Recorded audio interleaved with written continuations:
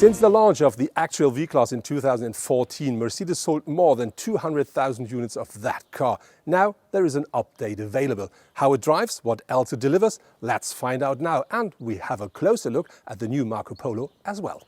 The biggest change regarding to the exterior design of the V-Class happens at the front of the car because it features a completely new front bumper. So now we do have this big air intake down here running from one side to the other. But important, if you order the AMG line, you will have separate big air intakes here at the outside. And then we do have a new grille on board as well. We have these two elements here on both sides of the big central star. But here again, if you order the AMG version, you will have just one of them, as you already used to with the AMG face. And then very important are the headlamps. As standard, the car comes with halo lamps, but we do have the top version on board, which is called LED Intelligent Light System. And that means you can always drive with full high beam on without causing any trouble to the people around you. The V-Class is now powered by a 4-cylinder diesel engine we already know from, for instance, the E-Class, which is called OM654. And that you can order in 3 different power levels, which is 163, 190 and 239 horsepower. And that is the engine we have on board. And that delivers 500 Newton meters of maximum torque. And with that on board, the car is quite a job because it starts from 0 to 100 in only 7.9 seconds, top speed 220 kilometers per hour. Very important, gear shifting here works with a new 9G Tronic at the moment, but later the year there should be a manual gearbox available, and the V-Class is normally rear wheel powered, but you can also order all-wheel drive. My test car is featuring the top engine, which is the 4-cylinder 2-liter diesel, and that delivers 239 horsepower, 500 Newton meters of maximum torque, and with the so-called over torque function, it offers another 30 Newton meters when necessary for a very short time. And this is combined with a 9-speed automatic gearbox, the so-called 9G Tronic. And that really works very, very well in that car. You always have enough power to drive the car, to accelerate if you want, to overtake if you want. And what I really like with it is that this 9-speed gearbox really is very smooth and easy. So you normally do not even recognize when it's shifting gears. And this is really something I very, very much like. And that changes a bit when you change the drive mode from comfort to sport. I think then the transmission gets, let's say, a bit nervous, but maybe that's a touch too much, but it's really completely different. The car gets a bit stiffer, a bit more dynamic. But I think it's absolutely not necessary, because even in comfort, you do have enough power. You do find the car very comfortable, and if you need the power, it's there.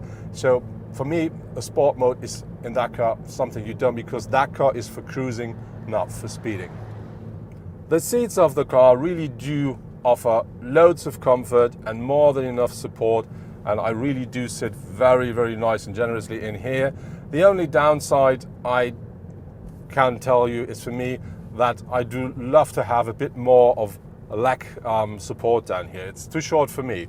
But I've talked to colleagues which are shorter than I am, and they all told me that it's very comfortable, it's more than sufficient. So I think it's only me and my size that makes the difference.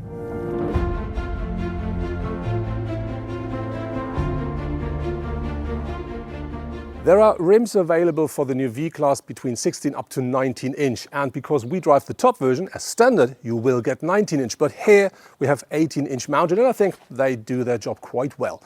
The V-Class is available in 3 different lengths. So you can have the car with 4.90 m, 5.14 m or 5.37 m. Our car is the middle size. Very important, the wheelbase of the 2 smaller ones is 3.20 m. The bigger one will have some centimeters extra, but I think even the medium size is quite a big car. So now I took a seat at the first row of the rear seats, and I didn't change the position of my driver's seat, and as you can see, I already have plenty of space, so it's really comfortable in here. But I can adjust the position of my seat if I want, and so I can adjust the leg room I want. Of course, behind me is still more than enough. Important with the V-Class is you can order 4 single seats. You can also have a bench with 2 or 3 seats in both rows. And there is another option which is quite different. And these are the so-called luxury seats for the first passenger row. And what it's all about, I'm talking to Jessica Mugent from Product Marketing. Jessica, luxury. What does that mean? Yeah, our new luxury seats are a very comfortable feature, especially for our shuttle customers. You can electrically adjust the back, the head, and your feet to get into the lying position. And they have a cooling and heating function. And my personal highlight is the massage function in 3 different steps, which is very comfortable while driving. But that all doesn't come for free, so the extra costs you have to be aware of are about 7,700 euros in Germany. The interior of my V-Class is very, very nice. I do really like the combination out of this white leather, this dark wood, and the black leather here, the dashboard. I think the combination is as nice as the materials and the craftsmanship. And I think the interior of the V-Class is even better from its look, from its feel, than the actual Volkswagen Transporter or Volkswagen Multivan. But on the other hand, regarding to the infotainment system, there is a bit a lack of, let's say, up-to-date technology. Because with that car, you do find, of course, a sat-nav which works perfectly. You have voice control on board if you want. But for instance, you will not have Apple CarPlay or Android Auto. And I think in this price segment, it should be, at a minimum, be available to be ordered with extra costs. And for that car, it is not. Of course, there are some changes here at the interior as well with the new V-Class. So you will find new fabrics, you will find new leather, you will find new design elements. But I think the most obvious change are these air outtakes here, because they are now quite similar to the ones from the A-Class. So that looks a bit like a turbine. And I do think that fits the car perfectly. And the good thing is it really lifts the level of the interior and makes it more fresh, more modern. At the rear of the car, nothing really has changed, but you will find taillights with LED technology. But I think more important is an optional feature which gives you the opportunity to only open the top side of the tail lid. And that gives you access to the part of the boot. And there is another optional feature which this car does not feature, which is a platform right here, which you can lift on one hand side to get a bigger boot, and which includes 2 baskets for stuff you just bought. Something very, very practical. But if we now look at the whole boot, you will find quite a big amount of space. The V-Class, depending on the size you order and depending on the chairs you order, offers up to 5,010 liters of maximum boot capacity. And I think that's more than sufficient for everything you may have bought, for every holiday trip you may plan. And you think you can easily even move your whole house with that. The V-Class basically belongs in the same vehicle class as the Renault Trafic, the Ford Transit or the Fiat Talento. However, if you're looking for more than just a lot of space and 7 seats, only one serious competitor remains: the Volkswagen T6 or shortly T6.1. The suspension and the steering of the V-Class really works very nice. So the steering is precise enough without being nervous. The car always goes the way you want the car to go without doing extra movement or unexpected things. And with the suspension, it is the way that the suspension is stiff enough to not let the car roll too much. Of course, you feel it's a heavy and long car, but it feels very stable. And on the other hand, what I really like is it's so comfortable. So you just glide over the surface. So you really do not feel any obstacles, anything at all. It gives you response enough to understand what the car is doing, but it's simply very nice and easy to drive that car. And I think I can stay in that car for ages.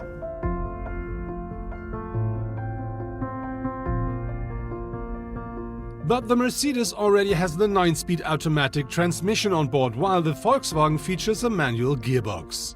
Unfortunately, even the latest version of the V-Class has no electromechanical steering and so no active lane keeping assistant. Different at Volkswagen. The Volkswagen T6.1, which will be available in autumn, will offer this technology and other assistance based on the electromechanical steering. Aside to the new V-Class, Mercedes also presents the new Marco Polo, and that's the reason why I talked to Jessica again. Jessica, what makes the new Marco Polo a Marco Polo? Yeah, the Marco Polo is the compact camper van by Mercedes-Benz based on the V-Class. That means it gets all the new features that the V-Class also offers. It gets the new design, new diesel engines and all of the assist systems. But not only in your daily life it's very comfortable, but it also has a lot of camping features. For example, it has a pop-up roof where 2 people can sleep. As well, the electrical adjustable bench downstairs, there's also room for 2 people. Furthermore, it has a kitchenette with a cooling box for all of your cool drinks in the summer. It has a gas stove and a sink as well. So that means you get everything, and on top, my personal favorite is an extra window in the rooftop. And that means you can watch the stars while sleeping.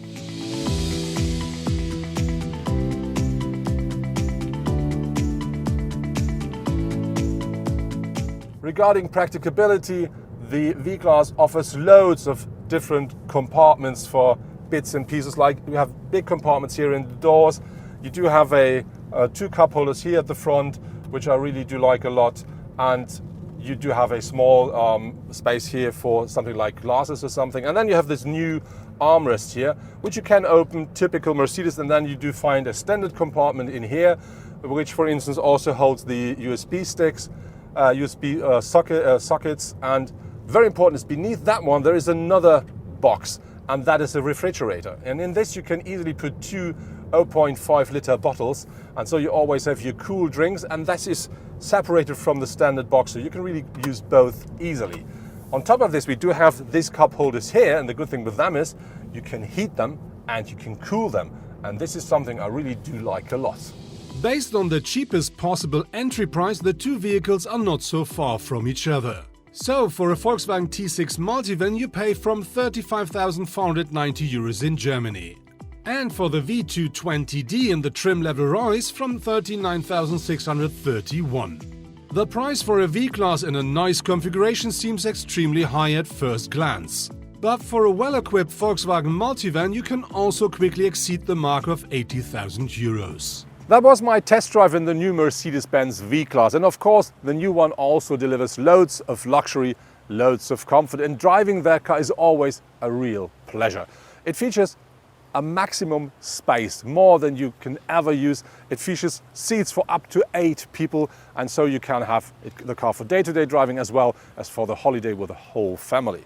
But there is a bit of lack of new technology when it comes to the infotainment, because that car does not feature Apple CarPlay or Android Auto, even not as an optional feature. And I think with the price list of Mercedes, that should be available. But when we talk about pricing, the V-Class starts at the base model from about 39,000 euro onwards, but it already delivers the 9G Tronic, which is, by the way, an absolute great gearbox. The car shifts gears so smooth, so easy. But if you want to drive our car, which is the medium length, the top trim level and the big engine, that starts above 90,000 euros. But on the other hand, you will then drive the big luxury Mercedes van.